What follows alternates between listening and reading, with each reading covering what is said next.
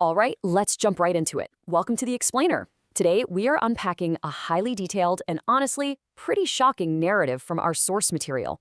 It outlines a hypothetical military raid set just around the corner on January 3rd, 2026. The source presents a cinematic, almost unbelievable scenario where the United States military swoops in and captures a sitting sovereign leader, Venezuelan President Nicolas Maduro, straight out of his bedroom. We're going to break down exactly how this proposed scenario unfolds, look at the official justifications they give, and most importantly, dig into the massive economic prize that our source argues is the true trigger for this whole conflict. Specifically, we'll see exactly why Venezuelan oil is sitting dead center of this hypothetical storm. So, let's break down how this builds minute by minute in the source's narrative, an event they dub Operation Absolute Resolve. After months of CIA tracking and literally rehearsing on a full-scale replica in Kentucky, the final go-ahead comes down late on January 2nd. Right at midnight, a cyber attack plunges Caracas into total darkness, and that's immediately followed by airstrikes wiping out radar systems. What you really need to take away here is the sheer scale of this thing. We're talking 150 military aircraft taking off from 20 different bases. At 2:01 a.m., Delta Force commandos slide in on radar-evading helicopters, and within just 5 minutes, the president is captured. It's painted as a precision strike, but a deadly one. The source notes that this operation leaves 40 people dead. Now, the reaction from the U.S. commander-in-chief in this scenario is deeply surreal.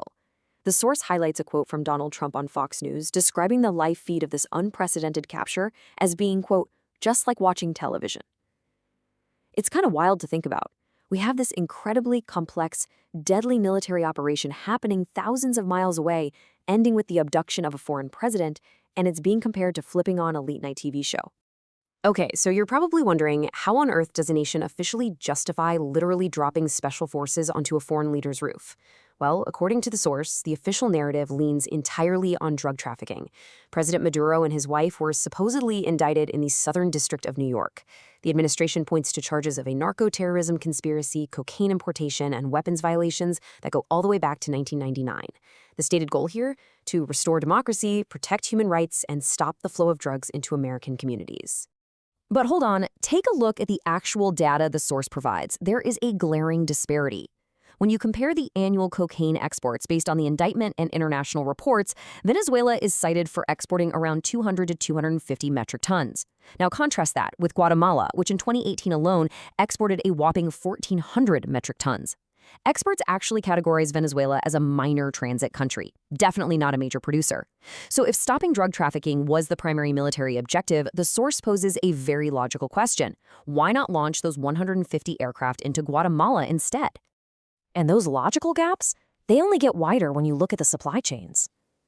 The administration claims the raid was to stop drugs from taking American lives.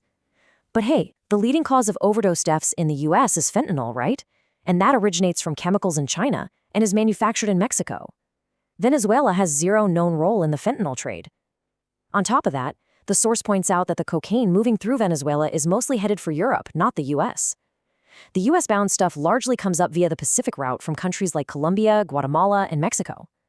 Venezuela doesn't even have a Pacific coast.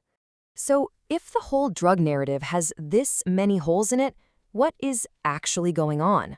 Well, the source argues we need to look underground.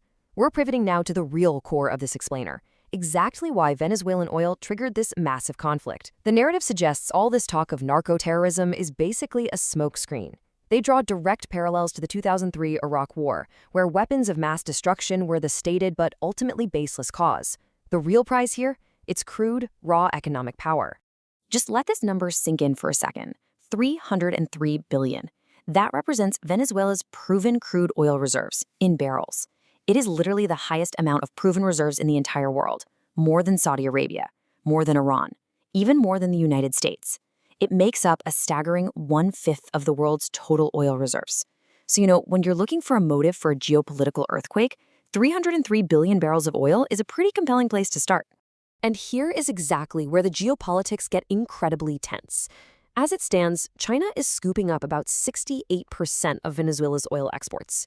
The source suggests the United States simply couldn't stomach watching their biggest global competitor secure the lion's share of the world's largest oil reserve, especially one situated right in their own hemisphere. It's a massive shift in resource control, and one that deeply unsettled American corporate and political interests. But wait, it's not just about keeping those resources out of China's hands. The US specifically desperately needs this exact type of oil. See, American crude is generally light and sweet, which is perfect for making petrol. But Venezuelan crude, it's heavy and sour, and you absolutely need that for things like diesel, asphalt, and heavy factory fuels. Back in the 1970s, a massive chunk of American refineries were custom-built specifically to process this heavy, sour Venezuelan crude. So without it, American infrastructure is staring down a massive logistical headache. Which brings us to a really revealing quote presented by our source, reportedly spoken the day after the operation. "It was the greatest theft in the history of America. They took oil away from us." Notice the framing there. A sovereign nation deciding to manage its own natural resources is labeled as a theft from America. The source uses this to firmly argue that securing corporate access to these oil reserves, not fighting drugs, not restoring democracy, was the absolute primary motivation for the raid. Let's rewind a bit to see how we even got to this boiling point. Oil was discovered there in 1922, and for decades, American companies happily set up shop and operated. In fact, JFK once called Venezuela America's best friend in South America. The real friction starts much later. In 2001, Hugo Chavez nationalizes the oil industry, which essentially kicks American corporations out. The source explains that these powerful corporations pushed the U.S. government hard, leading to a failed U.S.-backed coup in 2002, heavy sanctions by 2005, and a total blockade on crude exports in 2019. This completely strangled Venezuela's production, driving it all the way down to just 0.8% of global output today. Now, before we move on to the global fallout, the source does briefly introduce a secondary, highly controversial theory for the timing of this raid. Apparently, just weeks prior, new Epstein files were allegedly released, containing serious accusations and repeatedly naming the U.S. president. Some argue this massive, completely unprecedented military operation was greenlit partly as a calculated media distraction. The idea? To instantly wipe those scandalous files off the front page of every news outlet. Distraction or not, the morning after the raid, the world wakes up to a radically altered geopolitical landscape. And the very first question on everyone's mind is one of legality. Did the U.S. president actually have the legal authority to unilaterally order an attack on a foreign capital and literally kidnap its head of state? The source provides a resounding no, building a strong case that the operation blatantly violates both domestic and international law. Domestically, the conflict is pretty stark. The U.S. Constitution explicitly requires congressional approval to go to war. You can't just bypass lawmakers. Now, the administration tries to spin this, claiming it's not a war, but rather a law enforcement function to catch an indicted trafficker. But as the source rightly points out, do you really need 150 military aircraft, cyber attacks, and airstrikes that kill 40 people just to serve an arrest warrant? This unilateral executive action immediately sparks calls for impeachment from within the U.S. Congress. And internationally, it's an even clearer breach. Article 2, Section 4 of the United Nations Charter explicitly prohibits the use of military force against the territorial integrity or political independence of any state. Simply put, you cannot just invade a sovereign nation. By dropping Delta Force commandos straight onto the presidential residence in Caracas, the source argues that the United States undeniably shattered this absolute foundational pillar of international law. Because of this, the global backlash is swift and severe.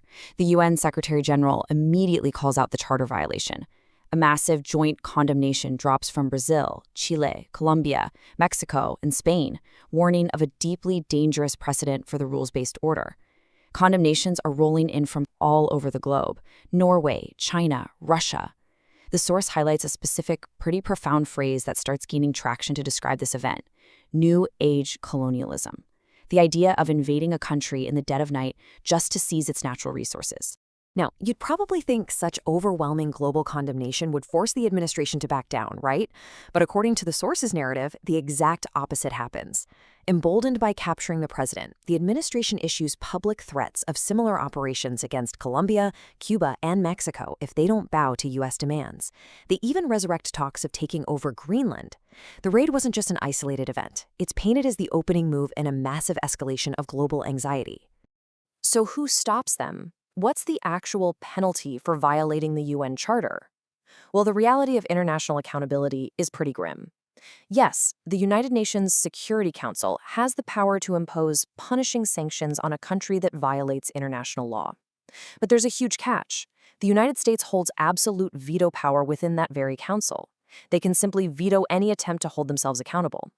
The source points out that for the world's most powerful military, the rules kind of only apply when they choose to follow them. Which leaves us with one final, honestly chilling question to consider from this whole hypothetical scenario. Forget for a moment whether Maduro is a dictator or a Democrat. If we enter a world where the largest military can just turn off a city's power, drop out of the sky, kidnap a sitting president, and seize a fifth of the world's oil reserves without a single shred of international consequence, what happens next? And more importantly, who decides to try it next?